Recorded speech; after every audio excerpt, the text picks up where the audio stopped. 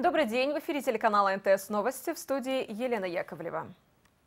Минуло 2 года, но скорбь останется надолго в местечке под названием Дача Су, близ пригорода Бишкека. Именно там ровно 2 года назад ранним утром произошла одна из самых крупных авиакатастроф в истории страны.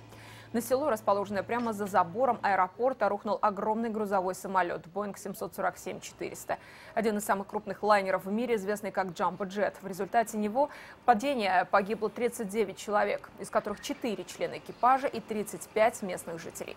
Все они стали жертвами внезапно. Буквально на заре самолет потерпел крушение в 7:30 утра. Многие в момент трагедии спали, погибли мгновенно, даже не поняв, что произошло. Люди гибли от обломков самого воздушного судна, другие под завалами разрушенных домов.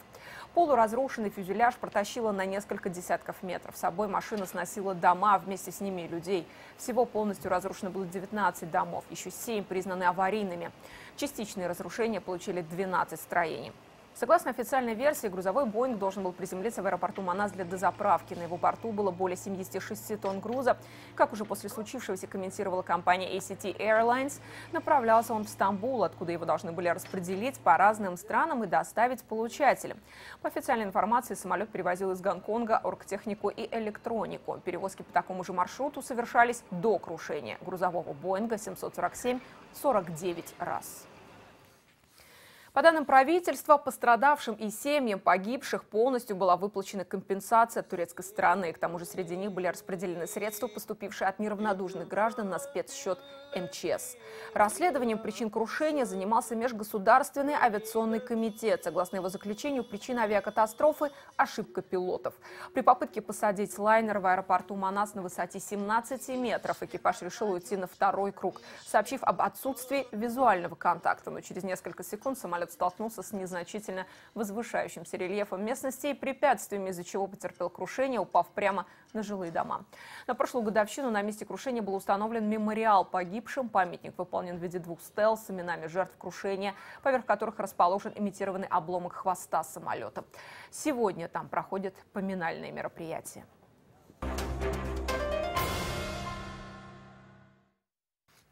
Снова менять Конституцию и референдум провести 24 ноября уже этого года. Проект закона о конституционной реформе подготовили представители Народного Курултая.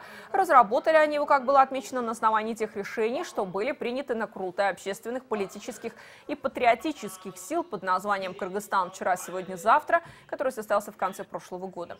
Среди главных моментов, которые предлагается изменить в основном законе государства, значится выбор формы государственного управления, определение системы по выбору депутатов в Джугурку-Кенеш, административно-территориальная реформа, а также лишение русского языка статуса официального.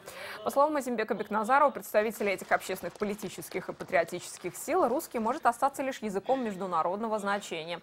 И преподавать его должны с детского сада как иностранный, наряду с английским языком. Правда, уже сегодня в СМИ он высказался несколько иначе, где заявил, что, скорее всего, этой нормы на референдуме не будет, потому что очень много противников. Предложение об исключении русского как официального накануне предложили некие 47 организаций.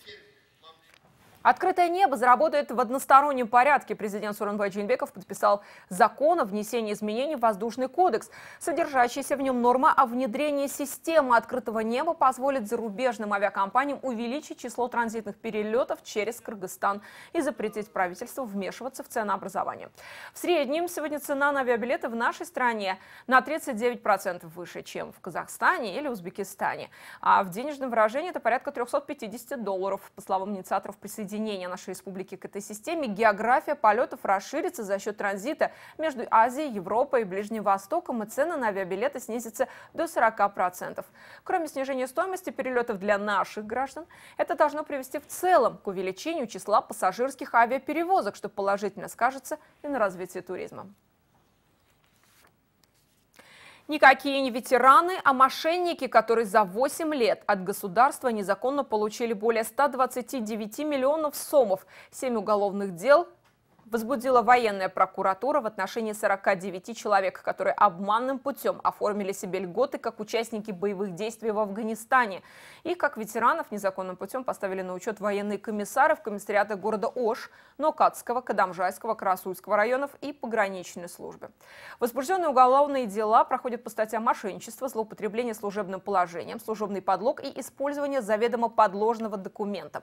В данное время расследование продолжается, в рамках которого запросы о подтверждающей информации об участии этих граждан в афганской войне направлены в архивы России, Узбекистана, Украины и других государств бывшего СССР.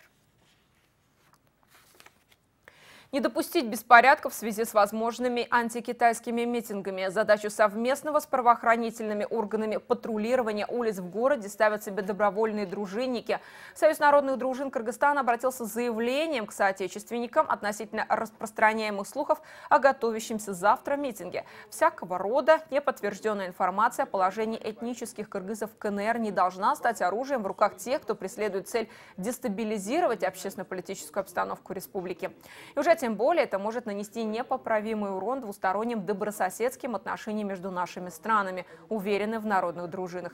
Члены Союза заявляют, что намерены пресекать любые провокации и стоять на страже порядка, мира и спокойствия граждан. Мы должны с таким соседом, как Китай, только сотрудничать, как экономически, так и культурно. Те провокационные силы, которые, возможно, завтра хотят воспользоваться этой ситуацией, не дать им шансу. Мы, дружинники, завтра собираемся, тоже будем дежурить совместно с органами правопорядка до конца вечера. Если надо будет, еще будем дежурить. Хотим кыргызстанцам сделать посыл, что народная дружина, Союз народных дружин будет стоять за мир, за правопорядок. На этом у нас пока все. Я же с вами прощаюсь. Смотрите наши последующие выпуски новостей. До свидания.